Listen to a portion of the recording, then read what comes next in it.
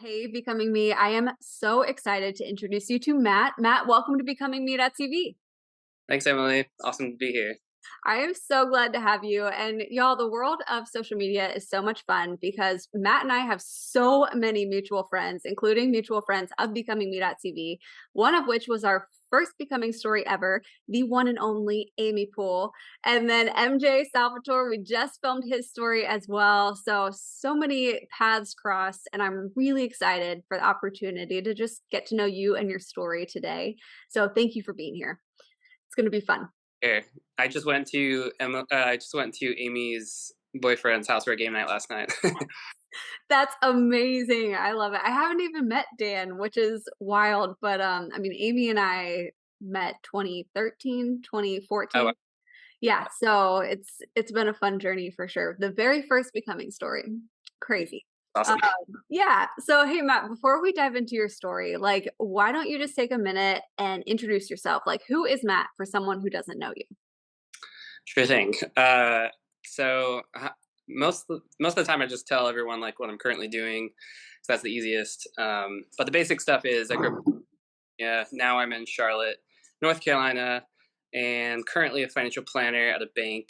And I also lead a men's mental health organization that I started about a year and a half ago called No Man is an Island, which gives support and resources to men fighting anxiety, depression, and addiction. And I'm also getting my master's right now in psychology and working. And I'm also starting a like warehouse worship night, kind of once a month thing with a worship leader from my church, and I'm super excited about it. So that's everything I have like currently going on, basically. Wow. Wow, you have one or two things, like, not much. It's crazy. I love it. You're doing some good stuff, that's for sure. I would love, and even just hearing what you're doing, right? It's a byproduct really of who you are and your story. And so I would love for you to just take some time and unpack your journey. Like what's made Matt who you are today? Yeah, I think I wanted to go a little bit deeper into the mental health side because that's a key part of what I'm doing now. Mm. So the history of that is it started from a mix of a bunch of things happening. One was I went through some super hard like mental health stuff after college. I had like the best time ever in college, and then I moved to a new town where like didn't know anyone for a couple years, and it was like super hard. And so that's when I started thinking about the mental health side.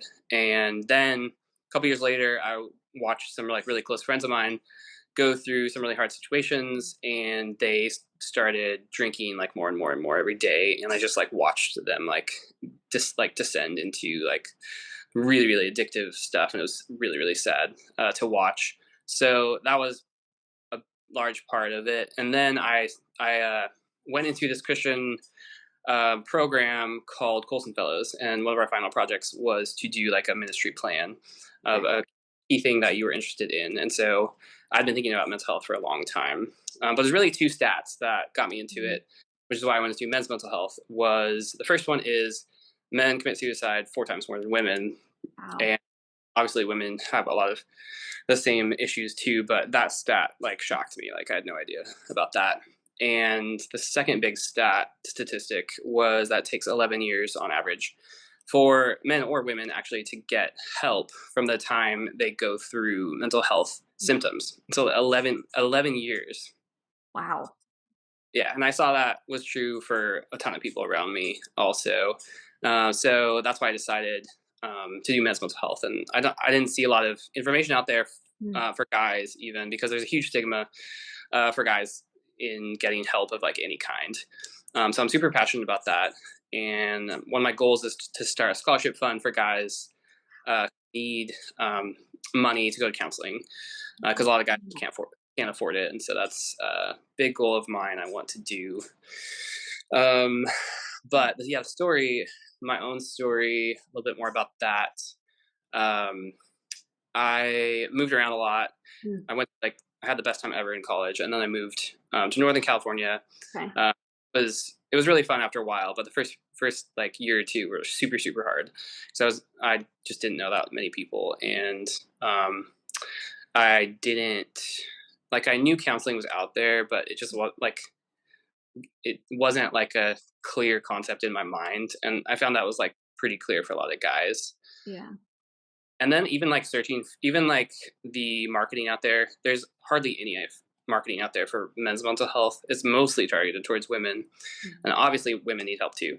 But just like looking up the resources was like, wow, this is there's hardly any good resources out there too. So that's why I'm passionate about helping guys get those. And there's actually a brand new mental health number out there that just got released, and you can text it or call it.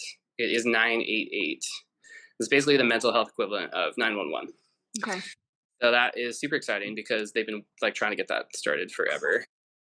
Yeah, but if I yeah, so one thing I want to say was if you're struggling, like please reach out to that number, or especially go talk to a counselor. Especially you can talk to me if you want to. I'd love to talk to you as well. But please reach out like to a friend, to a pastor, a therapist, doctor. Yeah. Yeah, Absolutely. So I'm curious because you walk us through, you have college, you make this big move, and then you knew counseling was a thing, but what happened next, like in your journey and your own like becoming who Matt is? Like what happened after that? yeah. So I finally went to counseling. Okay. Like finally went to the doctor, and they both helped like immensely. And this was like years after Wow. I was struggling a lot. So it took me forever to do that, Mhm. and it's the same thing for some of the guys I've helped. It took me at least 9 months for me to help one of the guys I was talking about, to get him to go to counseling and get help, because it's just a hard thing for a guy to like admit it, first of all, and then second of all to actually do something about it. Mhm. uh, but for me, I realized it helped me so much. Yeah. And I had a thought actually that it was on my worst day, Mm. there's someone who feels exactly the same and worse than I do. And so I want to get out there now to help them with whatever they're going through, because I think that was a huge shift in my mind of, even though I feel bad sometimes, especially like back then, Mm. I remember like people are going through that like every day, especially now. And during COVID, like the mental health stats are like horrendous. Um, so I guess the one big thing I try to remember always is like you never know how someone is really doing. Right.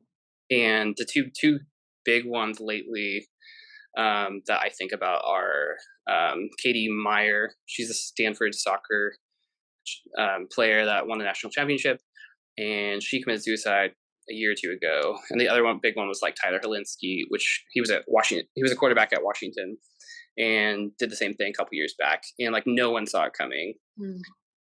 even though like these people were at the top of their uh, the top of their lives essentially, and like performing at their best. And like for Katie, she won everything. And so, and even like Michael Phelps too, he talked a bit about that too. Is once he reached the top of the world, he had a crisis of identity. Yeah. Um, yeah, so for me, it was realizing that I want that to be part of my identity, is helping other people like walk through those areas. So one of the ways I do that now is one, through this organization that I get to talk to just some guys who reach out, and the other is I host a guys' night every 2 weeks at my house, Okay. and you just like have a fire, play cards, hang out, like watch it. Right now we're going through like a men's study Cool. together. So for my part of it, um, I I wanted that to be part of my identity, Yeah. and like my legacy is helping the guys out there, and even girls too. The girls follow me on Insta too, Yeah. and so yeah, that's been really cool. Just to really, it's been really rewarding actually. Mhm. Probably the thing I've done is just helping other people. And an interesting thing too that I've heard is that's one of the best things you can do actually when you're struggling in some ways. It's like get out there and realize there's other people going through hard things. It's not just you. Right. No, that's incredible. Like, I absolutely love seeing what you're doing with No Man is an Island. It's like incredible resource for people for sure. I'm curious, are you a coffee drinker? Oh yes, I was ready for this question. Yes. How'd you know? Because I love coffee. Oh my goodness. So, are you? Of course, yes. How do you I drink your coffee? I couldn't live without coffee and caffeine. Yeah, no, I just listened to your interviews with Cody and one other one, and it's ready for the question. Yes. All uh, right. So how do you drink yours? my favorite's a dirty chai with vanilla. Oh, that sounds good. Yeah, so good. That's my favorite. But I usually have coffee in the morning and then like a latte or something in the afternoon, and then I'll have pre-workout or a Celsius. I gotcha. So you've got like a steady rhythm of some caffeine. Yeah, I made a big mistake 2 days ago though of drinking Celsius at like 4 p.m. and I stayed up until like midnight. No. Yeah, what flavor Celsius? Okay, so white peach is Okay. phenomenal. I've So good. never tried one, so I might have to try that flavor. And then when you do your morning coffee, like, are you a cream, sugar, or just straight black kind of guy? Yes, cream and sugar. I gotcha. All right. Okay. So if you were having, let's go with it's an afternoon latte. All right. And you're having your dirty chai with vanilla. You're hanging out with another person and they're just asking you some questions. What would you say to encourage them on their own becoming journey? Oh yeah, that's a great setup. Um, I had a really good thought yesterday of how God works in our lives and how we can trust Him. And Mm, actually, He's like the only thing you can trust in the world because you have to put your full hope in something, and God's the only thing that will never let you down. yeah. And so you have to have an anchor, and a lot. It's really easy to put that anchor in other people Mhm. and trust them with your heart and soul, and um, that always ends up going bad because only God can hold that power. And so I would say, especially with someone who's like looking for their calling, is before you know God, there's a God-sized hole in your heart. But after that, after you have God, I think almost everyone after that also receives like a God-sized vision or ministry Yeah. um, for their lives. And that doesn't have to be a huge thing like starting an organization and or becoming a pastor. Mhm. It doesn't have to be huge. It can be small. Like you are called to go visit like an old people's home every single week and like lead worship. Yeah. Um, but it's gonna be like from God, and you're gonna slowly like hear more about it over time, and your friends are slowly going to confirm it in your life and tell you that you're good at it. And I think that's the process for most people that I've heard is it, God's going to give you something and it's going to line up with your gifts and other people are going to affirm you in that as well. And so, yeah, I think that don't ignore the feelings and intuition you're getting from something that you want to be doing like from the bottom of your heart, but you're like scared about it. And so my advice would just be to tell someone about it, tell your pastor about it, tell your friends about it, and like help you develop that. No, that is a good word. And that's like literally straight from your story, what you just shared with us, like who you are and the identity that you as Matt want to have, the legacy you want to leave, and how you're helping other people. Like that's really cool. I love how you shared and worded that. Yeah. Something is Sorry, yeah, one more thing yeah, to go add ahead. was another huge point is about like your pain and what you go through in life. Mm, And a lot of times like we don't think about that in a spiritual sense where yeah. it's just like this is hard and I just got to get through it. But like that most of the time God uses pain to push you into your purpose.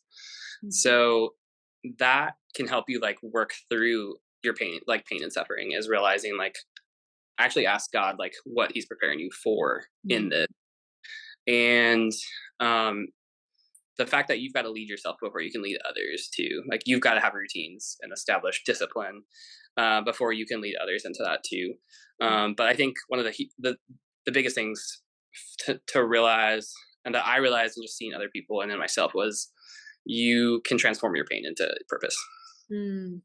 That's powerful and so encouraging too, because it's easy when we're going through that painful moment to just want to be like, God, why is this happening? And be frustrated. But when you really ask Him, like, hey, what's the purpose out of this? Like, how can I grow? How can I learn? And what can really be launched out of my life through this? It really creates this sense of purpose and even identity if you choose to embrace it Yeah, and who God made you to be uniquely. yeah, exactly.